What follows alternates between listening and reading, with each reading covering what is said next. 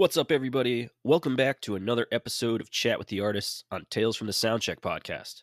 Today, we are stoked to have a deathcore band from Visalia, California. They just released a brand new music video today. We have the vocalist and guitarist, Jay and Michael, from the band Reminitions. All right, boys, what's going on? How you doing? Good. How are you, my man? What's up, my dudes? Good, man. Good. Fuck yeah. Stoked to have you guys on, man. Thanks for giving us the time and just shooting the shit with us. No problem at all. We love these things. We're pretty pumped. You guys fucking rip. Yeah, thank you guys. I'm pretty bummed that you guys were just in Ocean Beach in San Diego a few weeks ago, or like a week or so ago, and I had no idea. Oh shit, you're from out there? I literally live like 4 minutes away from that area, dude. Like, Oh no! I wish I knew. I wish I knew you guys were on some place. I'd never heard of it on Newport Ave, and I was like, "Where the fuck are these guys playing?" And I was like, and I found out afterwards. I was like, "Dude, $10 show that would have been fucking sick to go to." Next I think time, we're playing out there again next month, Jay, right? Or is that the following month? Yeah, we're playing with Tripwire, November 4th. Let me see where it's at. But yeah, we're coming back soon. Very good. I'll have to be there. I found it. It says all ages, no goons, live at the Better Half. It's 4856 Voltaire Street, San Diego, California.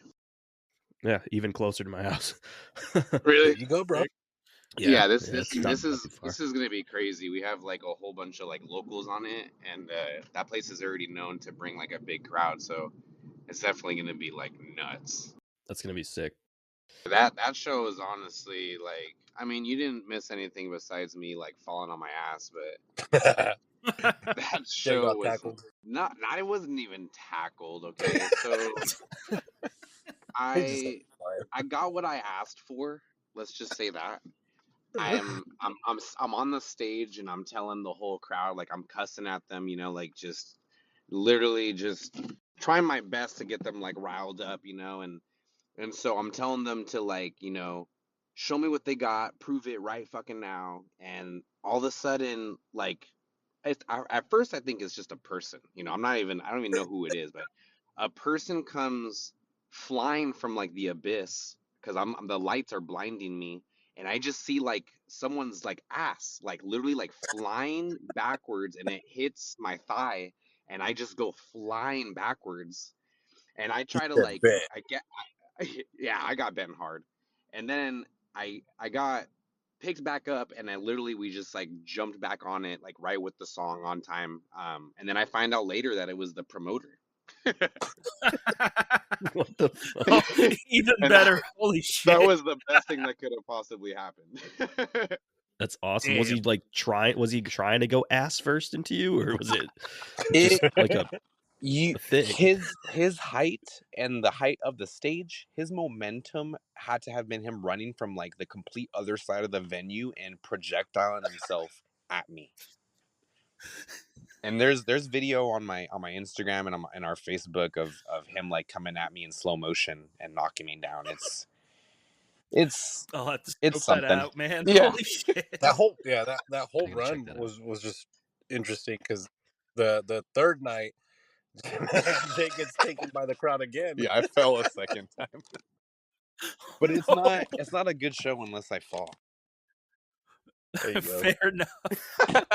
No, the second one, or the third night was just hilarious because it was just so rowdy in there, and then they started circle pitting, and you just see Jay just get like dragged by the It circle was pit. literally a sea of humans that just took me away.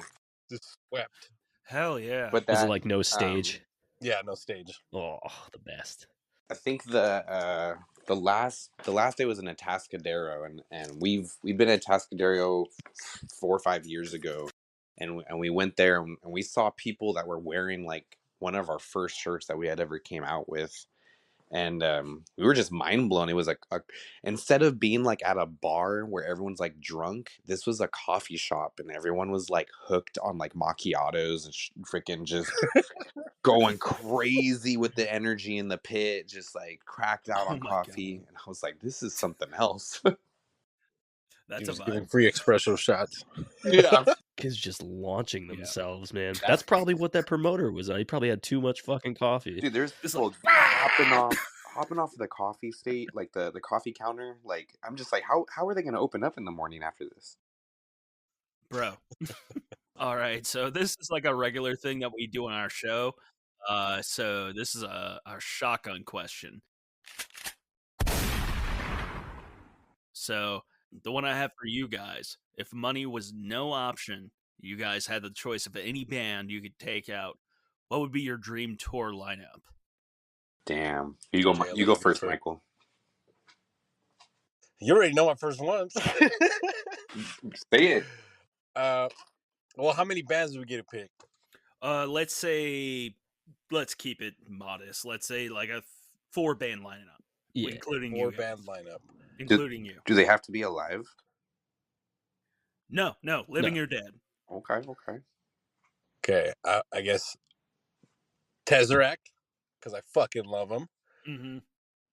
Within Destruction, because they're my favorite. Aversion's Crown. And I guess us, yeah. That's pretty Sick. filthy. I would probably say Die Artist Murder, Spite, and Body Snatcher. Ooh. Hey, that's Nasty pretty ideal. lineup. Ooh. That's a nasty lineup. That's kind of right realistic. No, I'm just kidding. there. Yeah. Oh, okay. Okay. Don't believe in us, Jay? Okay. I'm manifesting. I could see it. I'm manifesting. I can bro. see it though. I could see it. Yeah. I can manifest Tesseract too. Oh. Bruh. That new album they dropped was fucking sick, You wasn't know it? what?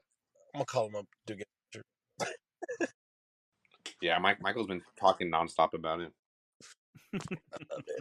I love it. You guys have such an authentic sound, though, in my opinion, and I'm curious to know what your influences are that fueled the band to get where you guys have been now, musically. Okay.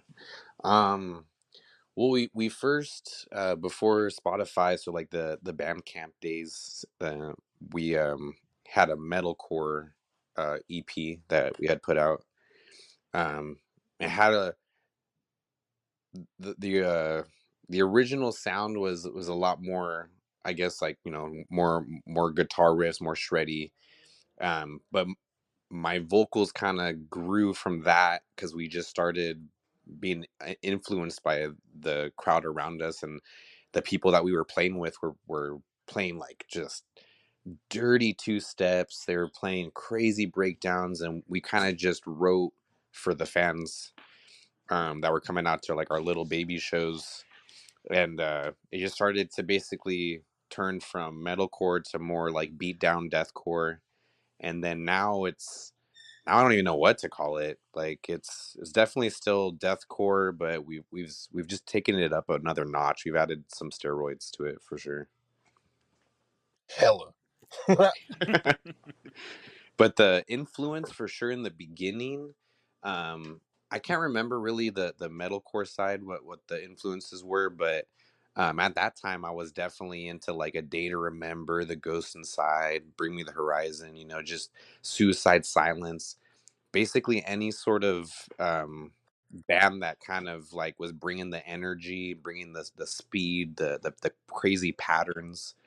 And then it turned into us playing with like Spite and Traitors and Victims. We're playing with such like crazy heavy bands that we're just like, okay, like we sound metalcore next to them. Like this cannot be. We got to change it up, do something different. And that's when we came out with the Endless Suffering EP, and that kind of like set the tone for what we were aiming for. That's awesome. Dan and I are pretty good buddies with their merch guy, Joey, Okay. who owns a company called Pincore. Oh man, dude, I literally bought the Body Snatcher pin from them, and it's my favorite Did pin you? of all time.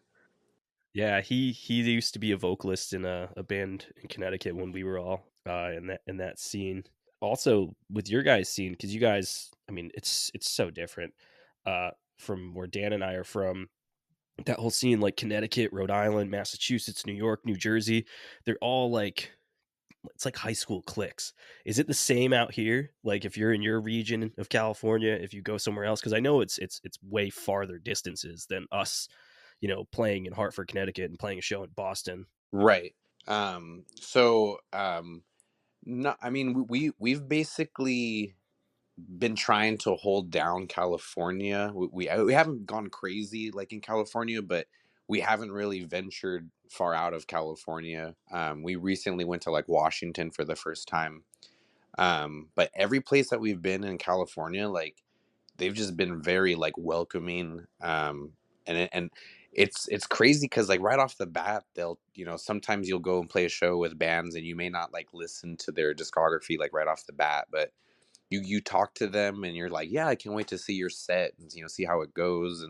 And then after you hear them, then you just have like a million questions and you're just like, all right, bro, that set was nuts. Like, what was that? And you start building that connection. And every band that we've played with, like ever since we started, we've able to like network and connect and follow each other on social media. And it's literally like followed us years later. Like bands that we played with 4 years ago have now like sprouted off into different bands, and some of those members are like promoters in their city now, and they're like, hey, like we played 2 years ago, like you want to come play. And I'm just like, how did it revolve in a circle like that? That's crazy. Like if we had never talked, this would have never happened. Mm-hmm. Yeah. And then it's all That's like beautiful. that. Like we've never got any like hate or any people like treating us horrible or clicky so far. Exactly. So far. But yeah, everybody's just been kind, but we also try our best to go out of our way to just associate in a positive manner. See, that's the way to do it. I think a lot of people. I was in a band called Forsaken, and the heavy bands. Yeah. Yeah, it was like we were like It- deathcore. Yeah. Was it the dude went to Barabusa or Barabarusa? Oh no, there might have been You're another Forsaken. Forsaken. I'm thinking Forsaken. It's all good. No, yeah. My bad. Forsaken. We used Yeah. to be called Forsaken the Sky. We had some member changes, and like you guys, we changed the sound a little bit. It was I wouldn't call it metalcore, but it was like the infancy of like deathcore thrash, and then we just went straight beatdown. And with that project, we had a lot of maybe it might have been the image we gave off, because Dan, you remember we had a Yep. shirt that said "pissed as fuck" Yep. on it with an inverted cross, because we gave off the image of, you know, hate, you know, but we weren't. Like everybody in the band was cool, but it was just an image. No, you know, our drummer would always be like, "No smiling on stage, none." Like Hey, no, Cameron that was sounds like Jay. Cameron was so serious, bro. Jay does that to me yeah. all the time. Bro, you know how much money that we put into photographers for Michael to sit there smiling on stage, and I'm just like, bro, Everybody looks tough, and I'm just right there with the big ass fucking cheeser. That's great, man. That's fucking great. you're just having such a good time. I'm like, stop having fun. Stop it. Stop having Yeah. fun. We're metal, bro. No Yeah. smiling. No smiling. Yeah, it was no smiling, and Right. and like I said, that's why I asked, because like that area is so different. But there was a lot of drama between a lot of the bands. Like we definitely had the networking and the bands, and a lot of us are still friends with each other today. And some of these guys have turned themselves into new projects.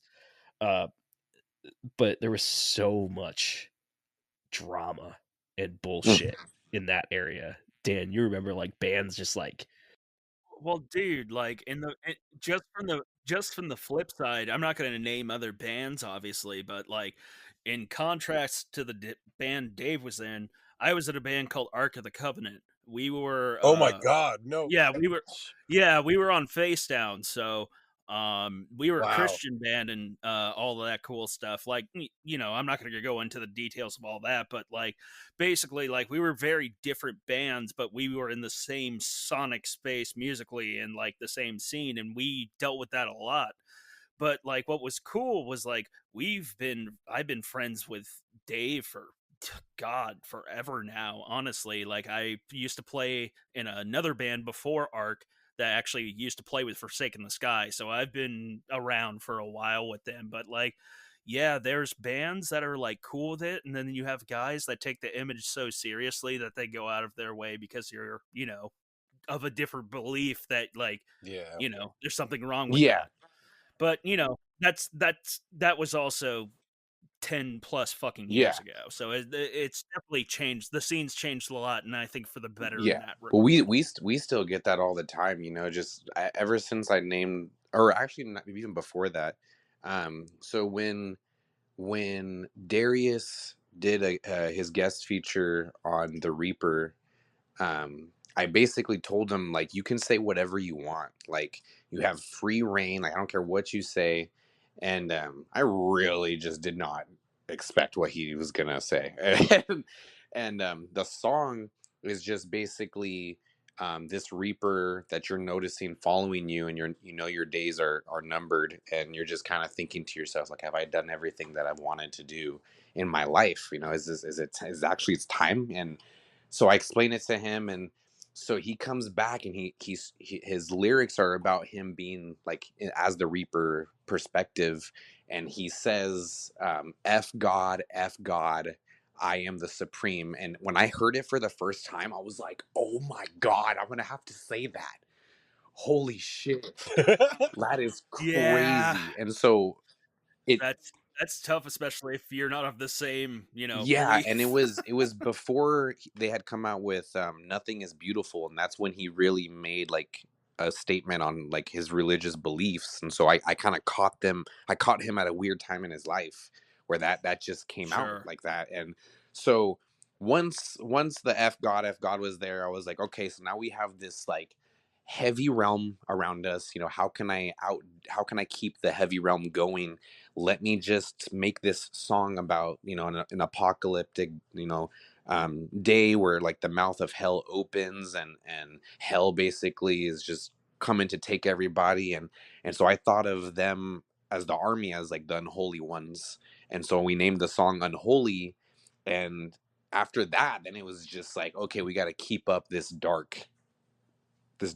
Like, no one's doing this around here, no one's claiming it like as hard as we are, but we're not even like that. Like, when we step on that stage, we're just acting. It's like a play, you know. Like, you don't step on a movie set to be a pirate, and you step off and you're like, I'm still gonna fucking be a pirate, like, fuck y'all.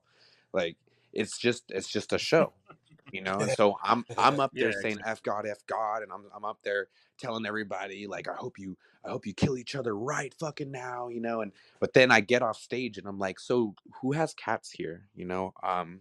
Do you guys collect bobbleheads For too? Do real. you guys have Pokemon cards?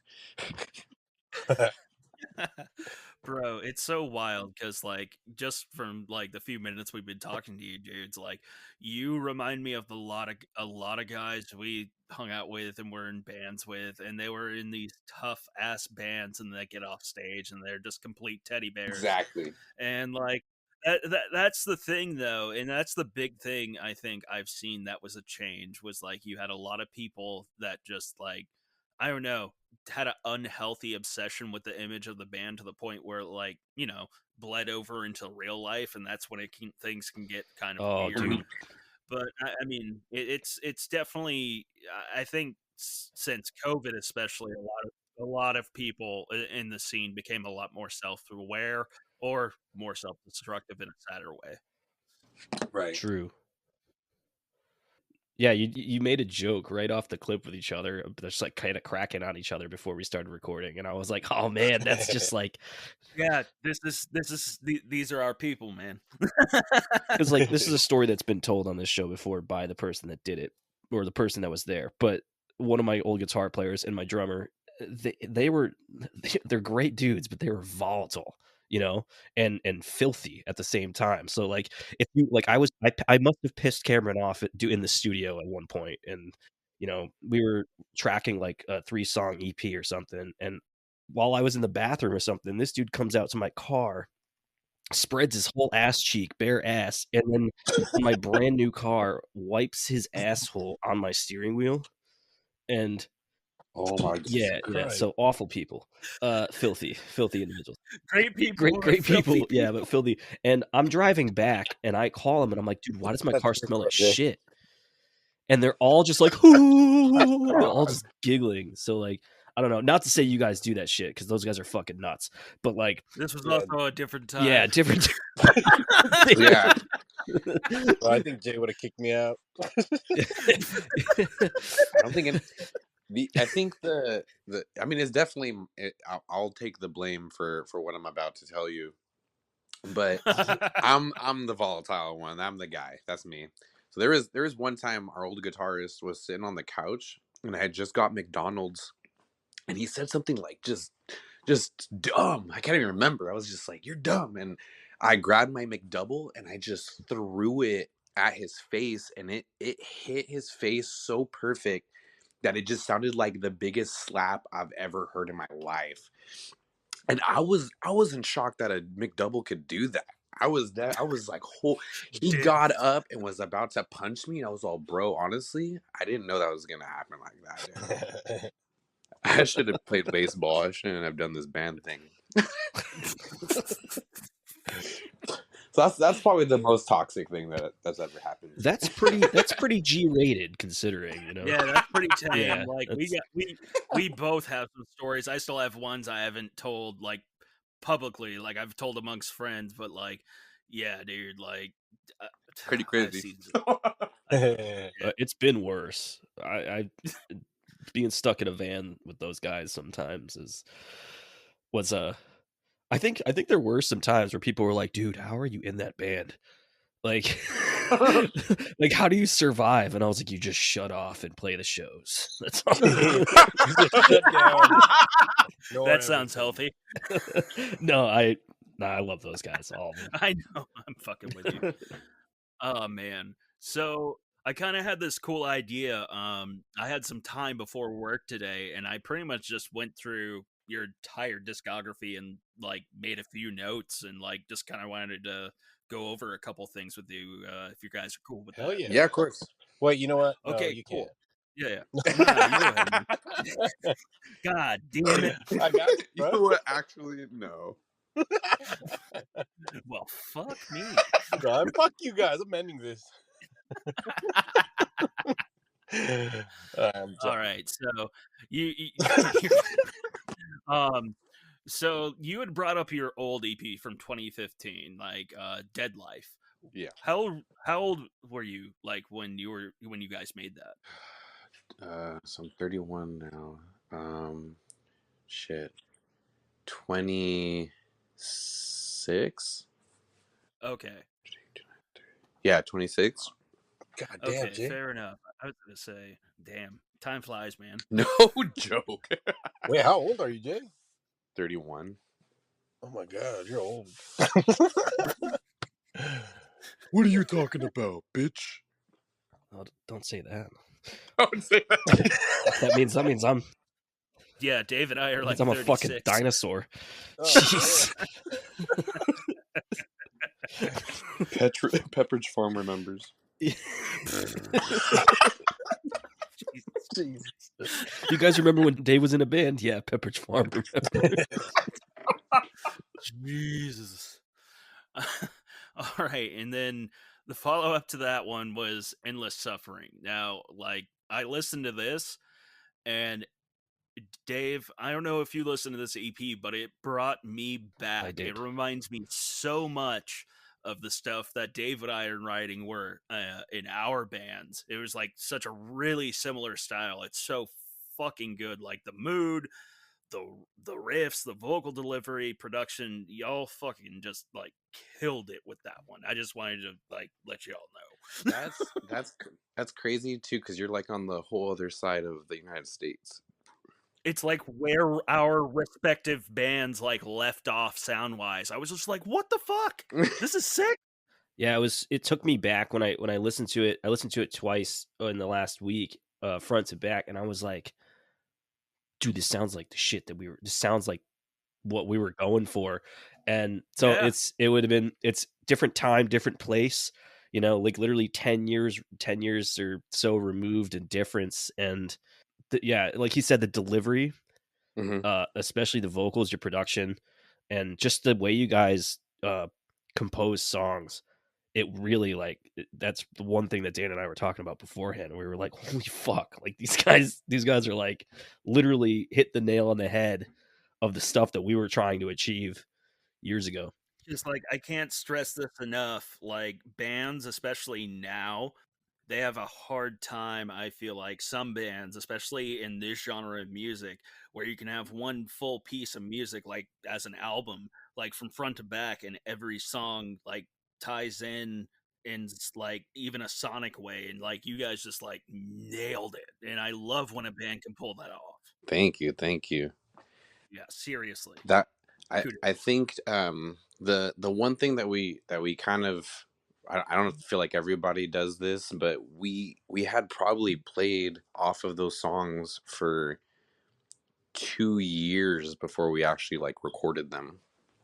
Yeah. And so we had basically like we had 2 year worth of pre-production to tighten up those songs to get them to what they were on that day. And it was a lot of like, there's a lot of footage on YouTube where my lyrics are not even the same as what they ended up being, like when the EP came out. And sometimes I watch the footage and I'm like, what the hell did I even say right there? Like that's crazy. But I not a lot of people know, but sometimes in that realm, I would even freestyle some of our shows and try to figure out patterns on the spot, and then I would record the set and I would go back and listen to it, and I would hear the reaction of the crowd, and I would take those sounds and syllables and make them into something better, and then kind of it just kind of Damn, that's evolved. like what stand-up comics do. Yeah, that's what I was gonna say. So you're essentially riffing and like judging it by what the crowd reaction is, and then like being like, "All right, take that note," and like they were like that, didn't like that. Exactly. Bro, that's such an interesting aspect. I don't think I've ever spoken with somebody who's like, especially from a songwriting aspect, who does that. That's so fucking interesting. And there was a time, I don't even know when it started, but I started taking a lot of the things people were telling me, like, hey, like you're really loud, like I can hear you, and your mic didn't even sound like it was on, you know, like because we'd play like some really shitty places, and they were like, I still could hear you. We like, all have. Yeah. And so in my head, I don't know, at one point I started taking the mic away from my mouth for our song Manslaughter, and I would just scream at the top of my lungs in the silence, and people, like the hum of the crowd was always, every single time, just insane. And so in our new stuff that we're coming out with, I made sure to tell myself, like, if at any point in time there's emptiness, like I'm gonna put the mic down and I'm just gonna show what I have. Like that is my shining gem, is how loud I can be.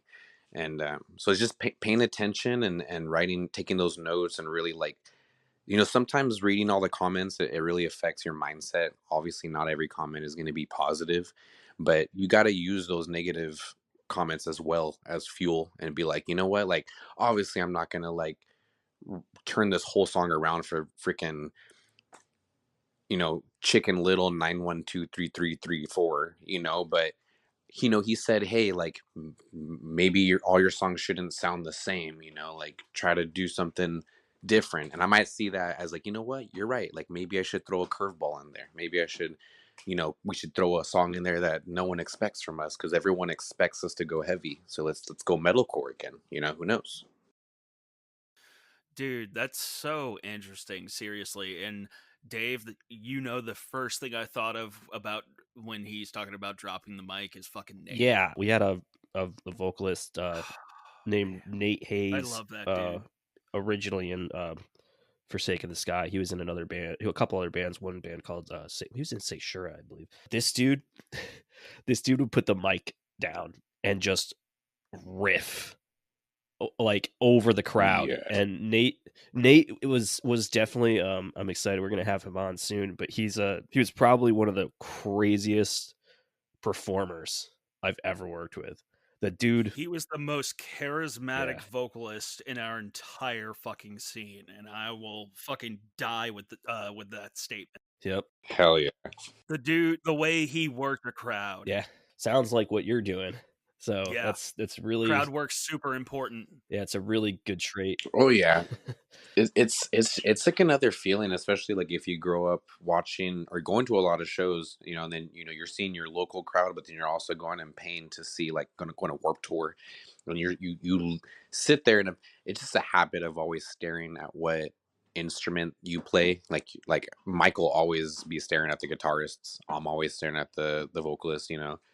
And I'm taking notes. I'm just like, why are you up there? What got you there? What is special about you, you know?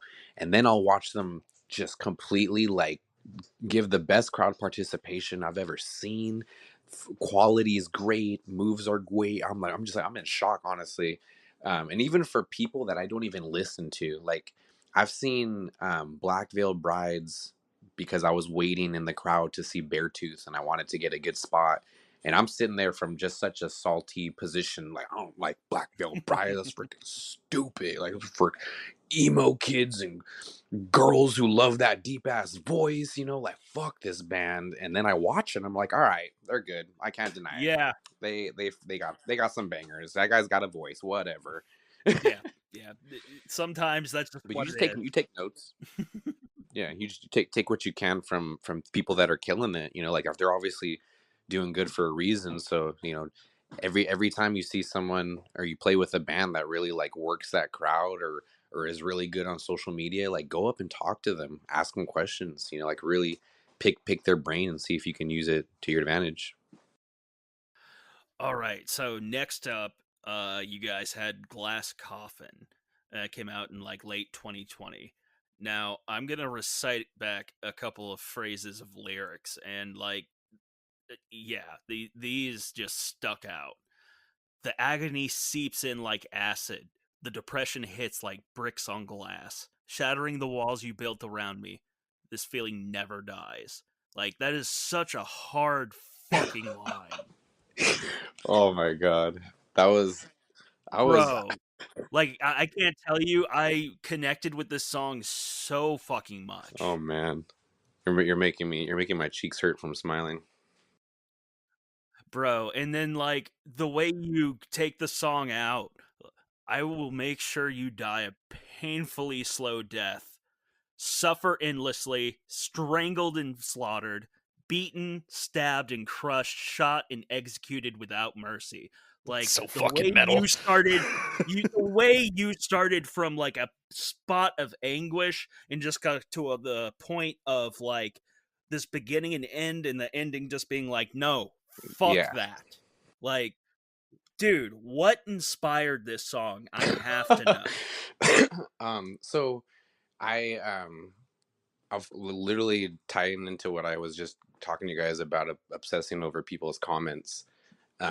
There was a lot of people in the comments telling me that my lyrics in the past just like were something that things that they've already heard, nothing special, you know. And I'm sitting there thinking to myself, like, I'm just trying to like do what I love. Like I'm not writing for you. Like I was just having fun, and like I didn't even know this many people were gonna even look at my lyrics for you to freaking be judging me like this. So Glass Coffin was like my first opportunity to really start digging into like words that were deeper than just the average like I'm hurting, I'm in pain. I wanted people to really like feel every single word, you know, and picture it in their brain of what brick feels like on glass and how acid seeps into stuff. And the the way that I write songs is I have to have a story, some sort of timeline in my brain. You know, like I don't want to start the song off with killing somebody and then all of a sudden in the middle, like I'm still killing them or I'm strangling them, and I'm like, well, he's already dead. You already said you killed him in the beginning. How can you be strangling him now? So in my head, it has to play out like a movie, you know. And that's how I I just kind of I was going through two breakups kind of simultaneously, and that Sure. was every single time I go through something super rough where my emotions are just all over the place. I grab a piece of paper and I'm just like, all right, I need to write this down now because tomorrow, I may just completely lose this feeling, but this is like the lowest that I've felt. So I need to remember this somehow. And it's so Yeah. weird because I'm at the lowest point in my life and you're sitting here making me smile on my own words that were used for pain. It's weird. Not to go into anything too personal, but like I've been going through like a divorce process for probably like the last 3 years. So like when I read this song and like I came across it, I probably listened to it probably half a dozen times because I was just like, that's where I not I'm better now, but like when I was in the Yeah, heat of it, that song perfectly fucking explained every bit of emotion I yeah, was feeling. It was so chaotic all over the fucking place, but it's just like it finally eventually comes to some resolve. 100%. Mhm. And like I just want and I just want you to know like that song means a fucking lot. Dude, thank you so fucking much. Like this, you grow up listening to songs that you really like feel like this actually really got me through the feeling that I was going through, or even days where I'm like just tired and beat and I'm just like I want something aggressive, and I'll put on like Crown Magnetar and it just pumps me up and I'm like, never mind, let's get that bread. And I've never thought that I would ever make a song that could help people and just make them feel like I'm not alone, like these I couldn't put my feelings into words, but here they are. Yeah, it's just like the way that song everything is delivered. It's like the whole story's right there, and it's a super cathartic. Like, so thank you for writing that. Oh yeah, oh yeah. Get this too. So the most ironic thing is I actually played a show in my city, and one of the girls that I wrote it about, she actually came to the show with her like boyfriend or whatever, and Mm, I'm sitting there for the like literally screaming the song to her basically without her even knowing. It was like, man, that must have and been a fucking feeling.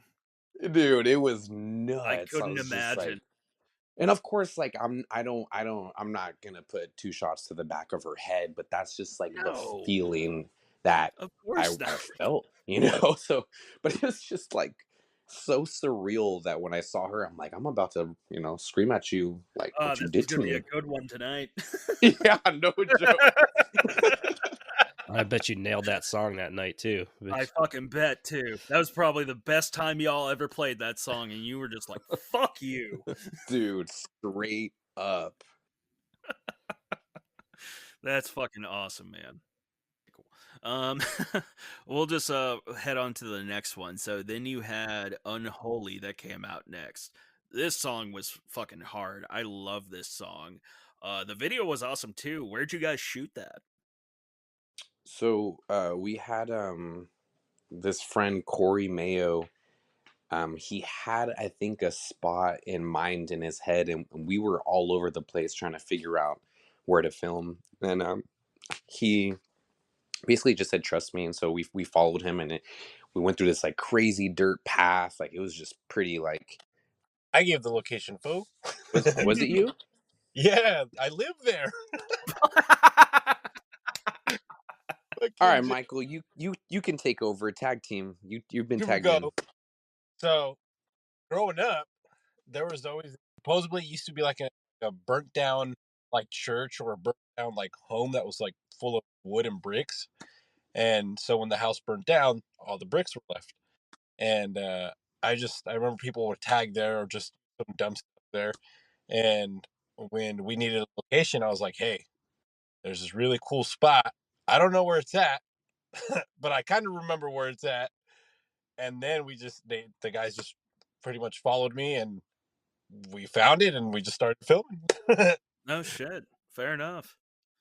Yeah, we were like very surprised with the terrain because there was just like lumps of dirt everywhere, so there was no flat ground basically. Okay, fair Fell enough. like twice. Yeah. Oh yeah. I saw. Oh yeah. Yeah, bro. What the fuck's up with you falling? Calm down. Hey, I was trying to give stage presence, bro. I was trying to Dude, give it it. was cool. You tried to do that 360 spin and you fell. I ate shit so many times. It looked real cool though. I appreciated the effort.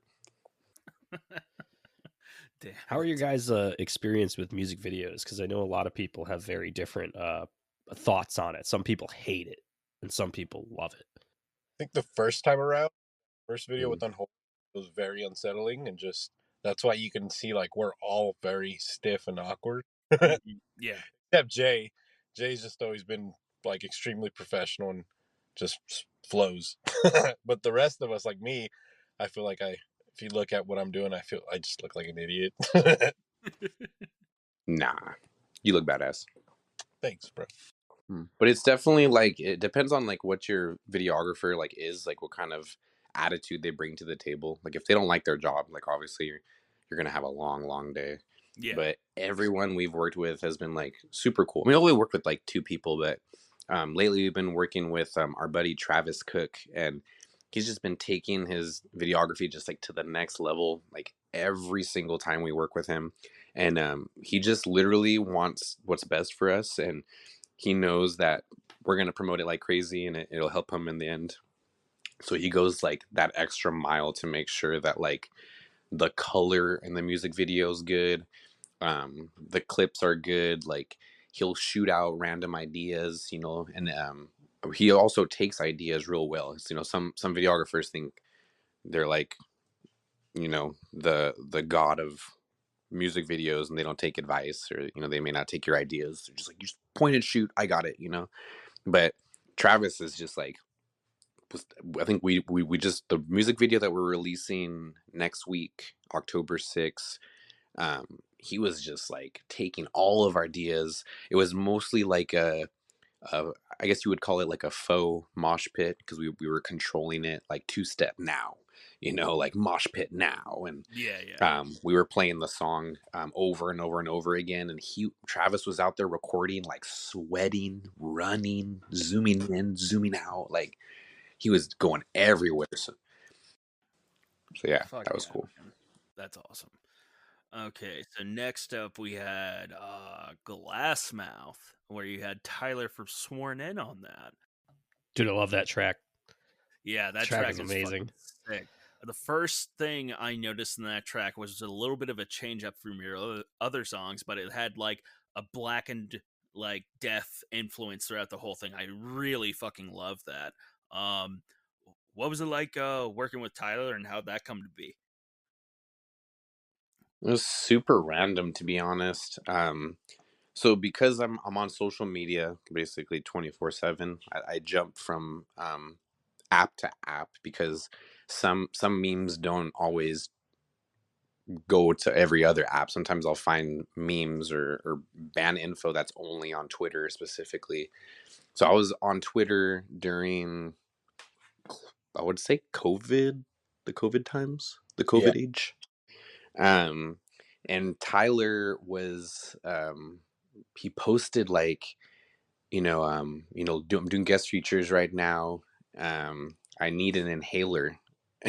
And so I messaged him and I'm like, yo, like, how much are you charge? And then he told me, and I was like, okay, like, deal, and so I gave him money, and he was able to like basically purchase his inhaler.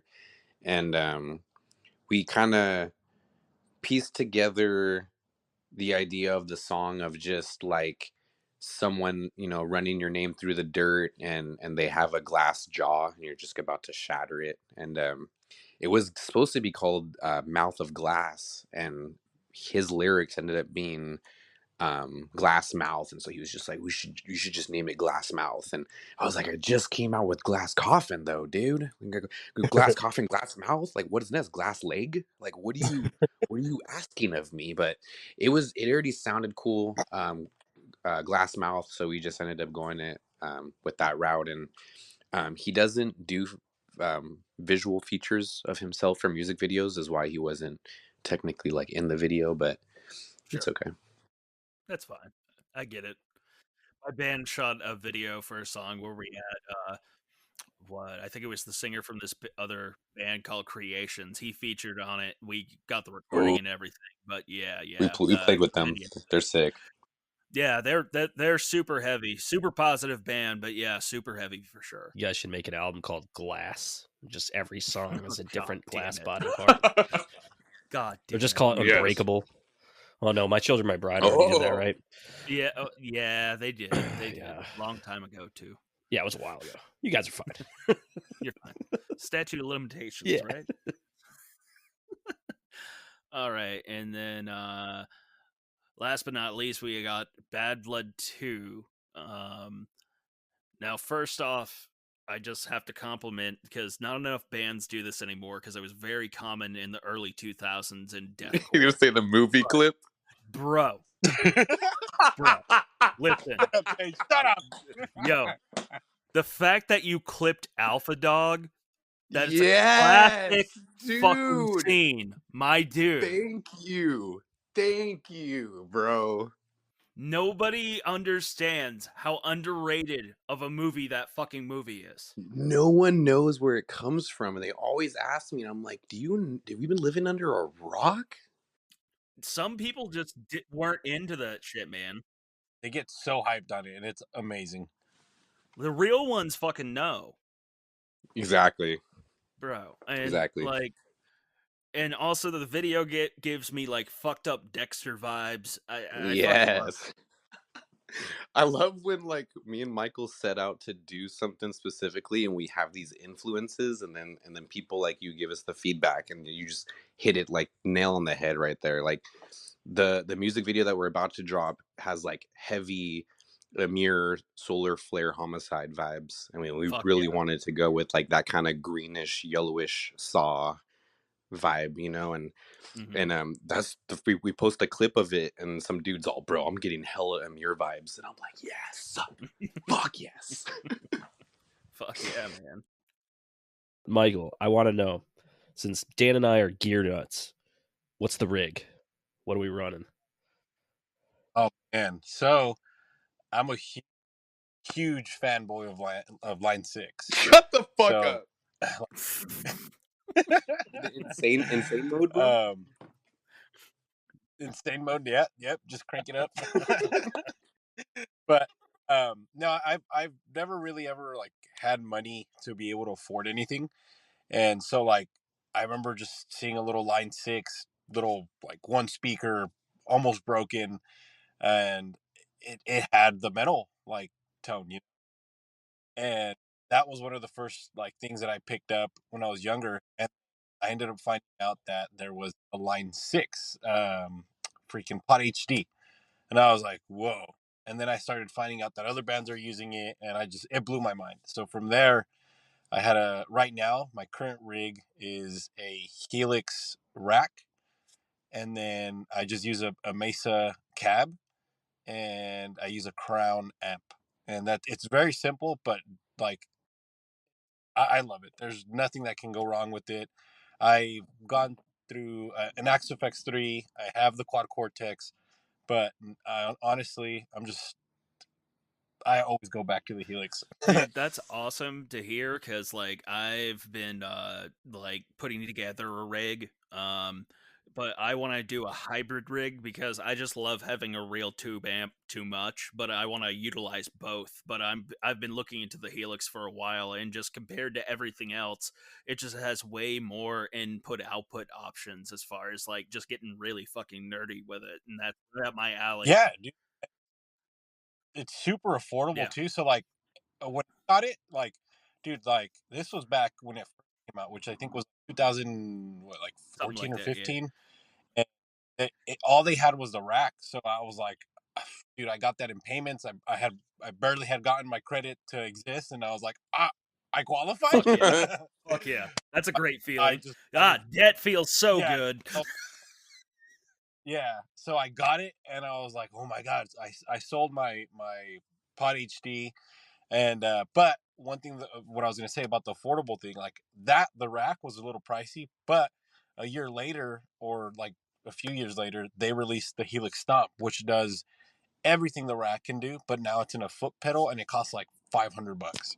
And I was like, Jesus Christ, if I would have known about that from the get, or if they would have had that, I would have just gotten that. And I love it, dude. Like, there's nothing. I had like 2 of those and then the rack. Damn. That's awesome though. My first and like only amp for a really long time is it's a dinosaur of a Line 6. It's a Line 6 Flex Tone 2 XL. It's Wow. a 212, just like God. just process, like, you know, it's a early modeling amp, so it has different amps on it. It's got different cabs and all the ear effects built in, and even has MIDI switching on it. It's pretty fucking cool, but it's from like 2000. Does it have the tubes or is it just a regular? No, it's not the Bogner one. That was a cool amp too, but it was just straight solid state 212. But like the thing weighs like 100 pounds. It's so inconvenient, but it sounds awesome. I can get some good tones out of it still. The clean channel's awesome. Yeah. And you can't go wrong with I have a Crown Power amp too. Like you Yeah. can't go wrong with their stuff. Yeah. That thing's lasted me. I bought that in 2007 or 8, and it still have the same power amp, man. The thing, They're amazing. rips. Yeah. Like that's something that I always recommend to anybody when they ask me about gear is just, dude, the Crown's the most affordable, the Helix Stomp, and you're good to go. Yeah. Awesome. Rig, easy rig. Yeah, and Mesa. I mean, I have a Mesa for my bass rig. I have some Mesa shit, and mind you, it's heavy. Yeah, hell yeah. But it's a good. It's a workhorse. They're workhorse amps. You'll never have to buy another cab, realistically, if you like the sound. So every time I hear Mesa, I get sad because I think about, oh yeah, Arc had a Mesa endorsement for 2 seconds where they got us a backline and then we broke up. Oh, Hey, you guys were taking off, bro. Like I remember hearing about you guys because there was a local band in my area called Messenger of the Covenant, and people would confuse it. Yeah, that's how I found out about you guys. So when you mentioned it, I was like, holy shit, like a little bit of a fangirl moment. Oh, dude, thank you. That's really fucking cool. It's definitely been weird because we just kind of dropped off and like, you know, life just fucking happens. Yeah. But we're actually gonna have them on soon. We're gonna do, this year was 10 years for our record of Self Harvest, so we're gonna do like a little like Fucking anniversary episode or something like that. So that'll be a lot of fun. That's so sick. Hell yeah. Before we let you guys go, this episode is actually going to be coming out the day you guys release the music video. Hell yeah. So, brand new music video out today called Clout Chaser with Travis from Enterprise Earth. Tell everybody about that. Tell everybody where they can find it. Plug. Stage is yours, literally. Yeah. So we've been working on our first full length for 2.5 years now, and it's finally coming out. Clout Chaser is the second single off of the full length. In this day and age, being a music listener myself, I can only digest so many songs at a time. And it has nothing to do with the band. It can be a band that I love a lot, but I might be stuck on 3 or 4 songs for a while. So we decided to split our full length in half and come out with a part 1 and a part 2 that come out like right next to each other. All the songs belong with each other. They're all mixed and mastered by the same person, all written and recorded at the same time. I just wanted to bring more to the table than just an average full length. I wanted to kind of just be up to par with what everyone else is doing right now, and it's a lot of singles and a lot of EPs, but I also want to show that we are capable of doing a full length. So the covers that we're coming out with are split down the middle, and so on part 1 you'll get half of the picture, and then in part 2 you'll get the other half of the picture, and they'll make one single landscape photo that we're eventually going to do into like one big wall flag, or maybe 2 wall flags DLC. that make one big wall flag. But we really want to just do something special. That's really creative. Yeah, exactly. Yeah, I love it. Dude, I love it. I love it. Like, honestly, if you guys were at the financial point to do it, that would make a sick gatefold, like vinyl. Like, fuck, man. Yes. We're actually in the talks right now about dropping Endless Suffering on a very limited amount of Bro, I'm vinyls. in. So Take, this take my fucking money. not um this is something that honestly I've dreamed about, of having our own vinyl, and it's coming. And it's also going to be, this is the test run basically for doing a deluxe version of the full length that I'm telling you about, where both EPs are on one whole thing, and it's on one vinyl, and it just is all together with maybe like a bonus track or an instrumental, something Fuck yeah. special. That's awesome. Yeah, but basically the beginning of it is going to be Clout Chaser. Bad Blood 2 was the first single, which we released a year ago. We just didn't realize that it turned into what we were going to do. I think at first we wanted to just do an EP, and then Michael just started going just ham. Just this song's ready. Okay, 2 days later, all right, we got this one ready. And I'm just like, dude, what the heck? Man. And then I have like 7 songs waiting for me to do vocals, and I'm just like, wow, I'm the one holding us back now. But we're done now. Hell yeah. Yeah, so October 6th, we're dropping it on Space Untravel. It's a channel that we have never dropped something on before, and we've been doing a lot of slam worldwide, so we wanted to try something new and see if we can snatch some new listeners. And then October 11th, we're playing with Paleface, Enterprise Earth, Crown Magnetar, and Victims. And Travis is going to come on stage for Clout Chaser and do his part live. And we have a photographer and a videographer basically that's going to like record everything. That's rad. Yeah, dude. So look out for that. Yeah. It's going to be sick. But yeah, thank you guys so much. I mean, seriously, like without you guys, people wouldn't be able to dive deeper into like what we do. It's not as easy as just writing stuff and putting it out. Just freaking blood, sweat, tears, drama. Yeah, it's crazy. Absolutely. Yeah, for sure. And it's like, this is such a cool platform, just podcasting in general, because you can get a side of a band that you wouldn't necessarily get in another, format or avenue. But like just kind of getting to dive in, getting to know you guys deeper, just like, asking you all this stuff, man. It's just been great getting to know you guys, and like I'm stoked to just like meme with you guys in the group. Oh, hell yeah, bro. Seriously. You guys are fucking sick. Seriously, your band is sick, and you're awesome. Yeah, we really appreciate you guys coming on and giving us your time, and I keep me posted for sure on that show down in San Diego, and I'll definitely make it out. You're on the guest list, bro. It's done. Oh, I appreciate that. It's very kind. Fuck yeah. Thank you guys for even giving us the opportunity and even considering us. It really does help us a ton, and just thank you guys. We got to thank Josh for setting this up, because the unofficial third member. Yeah, our unofficial talent coordinator. We're gonna have to pay him at some point. Yeah, we keep making that joke. We're gonna have to pay Josh. Oh no, that's not a joke. That's a fucking promise. Yeah, it's a promise. He's been as soon as this shit takes off, man. Thank you guys, everybody. Look out for that music video. Look out for the new record, and all the different creative things that come with it, and we'll catch you next time. Thanks again for tuning in for another episode of Tales from the Soundcheck Podcast.